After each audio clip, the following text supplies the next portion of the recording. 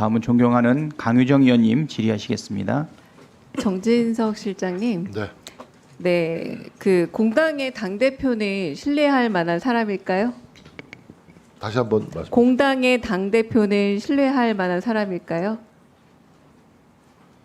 뭐 그렇지 않겠습니까? 그리고 지도자이시니까요. 네, 그렇겠죠.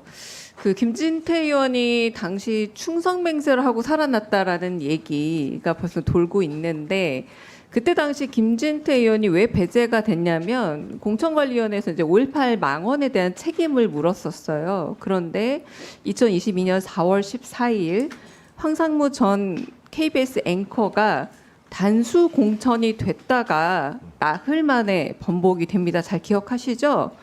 그죠? 공관위원장이셨으니까. 네. 이 굉장히 기적 같은 일이라는데 이게 왜 이렇게 특별한 문제가 있어서 책임을 물었던 김진태 후보에게 다시 경선 기회를 준 이유를 좀 짧게 말씀해 주시죠. 네. 뭐 모든 것이 뭐 제 혼자 결정할 수는 없는 문제고요. 공천관리위원회 의견을 들어가지고 과정이 아니라 이유를 물었습니다. 실장님. 과정을 묻지 않았고요. 왜 다시 경선 기회를 줬는지 이유를 물었습니다. 경쟁력이 있어서요. 경쟁력, 상대 후보와의 경쟁력. 알겠습니다. 김진태 그 후보가 압도적으로 우월하기 때문에 적합성 여부는 이기는 제가 선거를 하기 위한 판단하겠습니다. 고려입니다. 제 질문에 어긋나는 대답 안 하셨으면 좋겠고요. 자, 김진태 후보가 김건희 여사한테 충성맹세했다는 얘기 이준석 의원이 뉴스토마토 기자에게 했던 국민의힘 당대표였던 이준석 의원이 현 의원이 한 말입니다. 김진태가 가서 충성맹세를 했다는 거야. 다음 날이 경선 데드라인인데 윤 대통령이 아침에 안 일어나고 정진석한테 전화해서 경선시키라고 해야 하는데 안 하니까 전화기 들고 가서 윤 대통령 자고 있는데 네가 전화할래? 내가 할까? 이렇게. 근데 내가 김진태한테 그 얘기를 지난번에 한번 술 먹다가 했을 때 김진태가 나한테 대표님도 그거 아세요? 이렇게 얘기했어요라고 이준석 전 국민의힘 당대표가 말을 했어요. 자, 어떻게 생각하십니까? 뭐 터무니없는 이야기고요.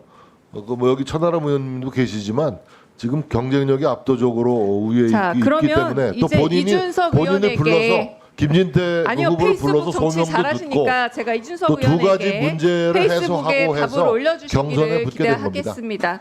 네, 공당의 당대표가 한 말이라는 거 다시 한번 강조드리고요. 네, 강혜경 씨 잠깐만 시간 멈춰주시고 증언대에 나와주셨으면 합니다. 네. 아까 그 강민국 의원에 대해서 했던 그 질의 과정에서 제가 좀 서치를 해봤어요. 제가 PPT도 지금 급하게 만들어봤는데 보여주시죠.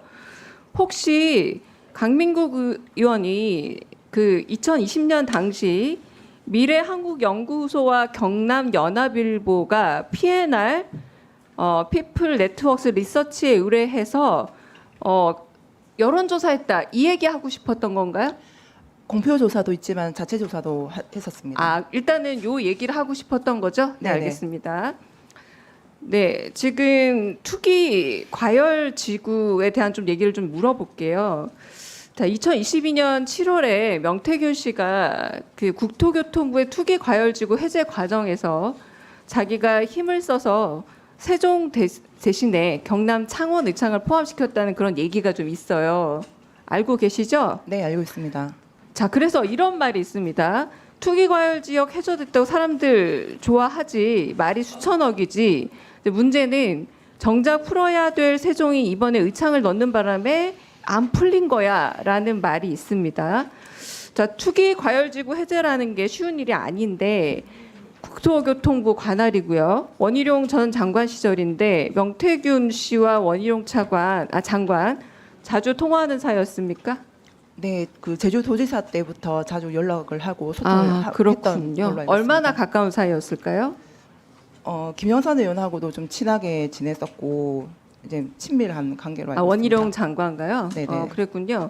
자, 4개월 뒤 11월에는 창원 산단 현장 실사가 있었습니다. 창원시 대외비 문건이에요. 근데 명태균 씨가 입수하고 공무원들과 현장 실사도 같이 다녔다고 하는데요. 네, 이제 이것도 PPT 보여주시면 됩니다. 네, 후보지가 의창구 북면과 동읍 대산면이었는데 4개월 뒤에 실제 발표를 봤더니 좀 바뀌었어요. 이 바뀐 거 혹시 명태균 씨 입김이 들어간 겁니까? 최초 그 창원대학교 퇴촌동하고 그 북면, 북면하고 동읍, 대산 네네 맞습니다. 인근과 대산면 일본이 제외되죠.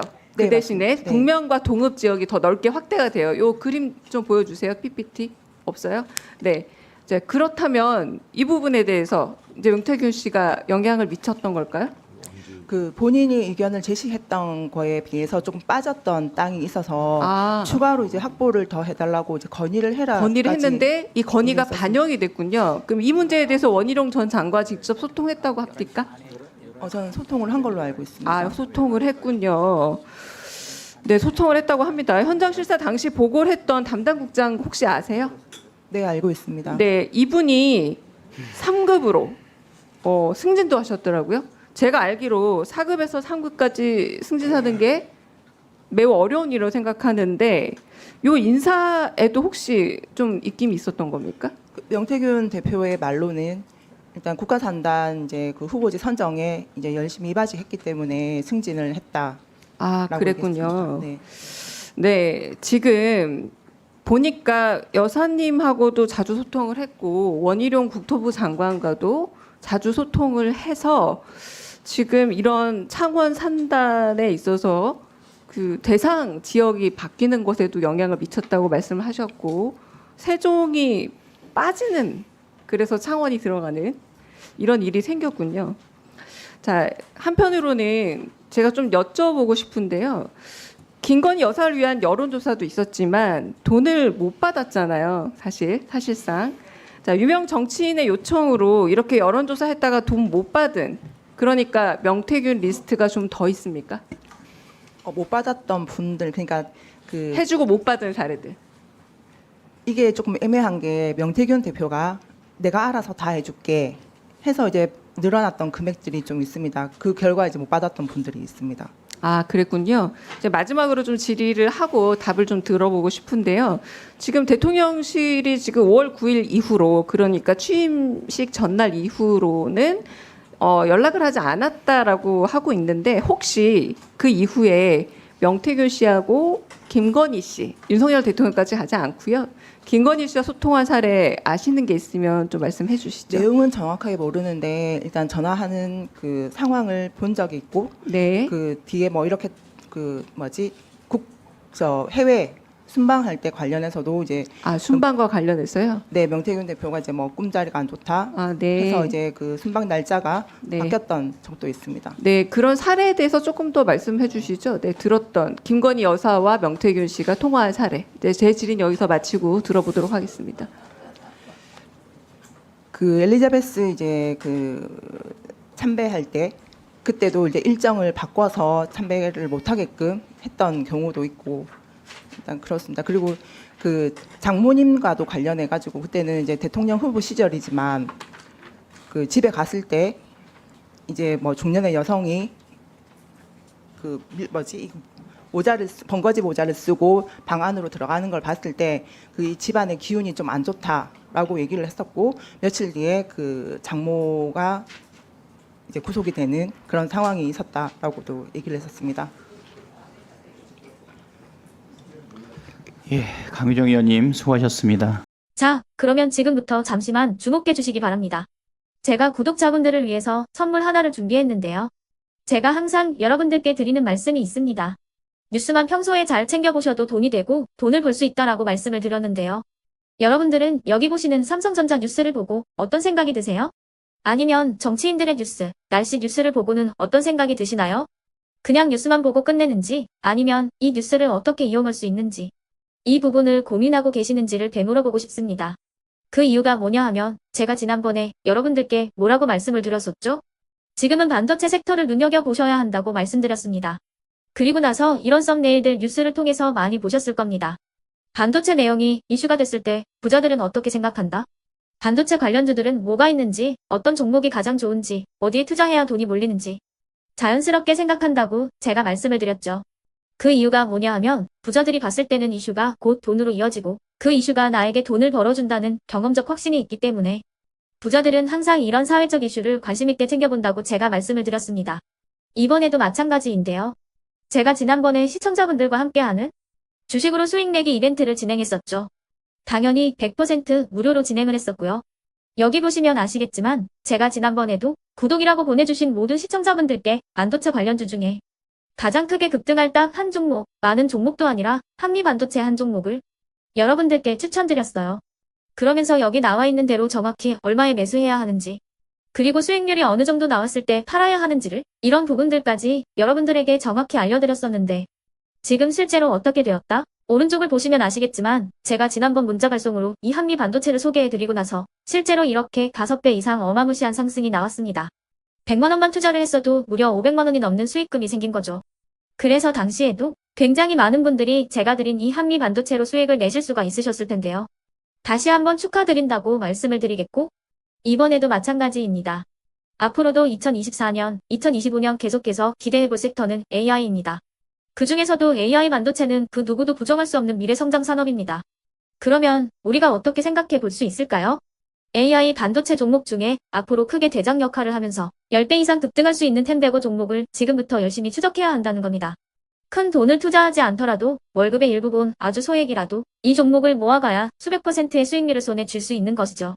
지금 여러분이 보고 계시는 이 유튜브 또한 AI 반도체와 아주 밀접한 연관이 있고, 반도체야말로 대한민국의 핵심 산업으로 앞으로 더더욱 시장은 성장할 수밖에 없습니다. 그렇기 때문에 제가 이번에도 뭘 보내드리고 있냐면, 지난번과 똑같이 구독이라는 문자를 보내주시면 제가 AI 반도체 관련주 중에 앞으로 대장주 역할을 하면서 주가가 가장 크게 급등할 한 종목을 여러분들께 문자 발송으로 종목명과 사고 파는 시점을 모두 알려드릴 건데요. 그 문자를 받고 여러분들이 주식으로 돈 버는 연습을 한번 해보셨으면 좋겠고요. 혹시라도 나는 주식을 하지 않는다 하시는 분들은 주변에 주식하시는 지인분들에게 말씀을 해주셔도 되고요.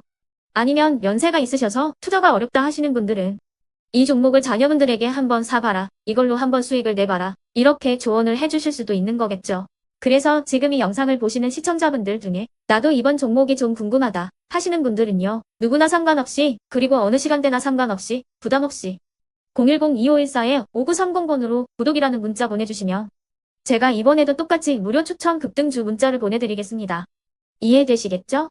제 번호 010-2514-5930번으로 구독이라는 문자 보내주시면 여러분들이 직접 이슈를 통해서 돈 버는 연습을 해보실 수가 있는 거고, 제가 돈을 받는 것도 아니고 투자를 대신해 드리는 것도 아니기 때문에 부담 없이 신청해 주시면 되는 겁니다. 그리고 수익이 나면 저는 다른 것은 하나도 바라지 않습니다. 제 채널에 구독, 좋아요 한 번씩만 눌러주시라, 이렇게 다시 한번 말씀을 드리겠습니다.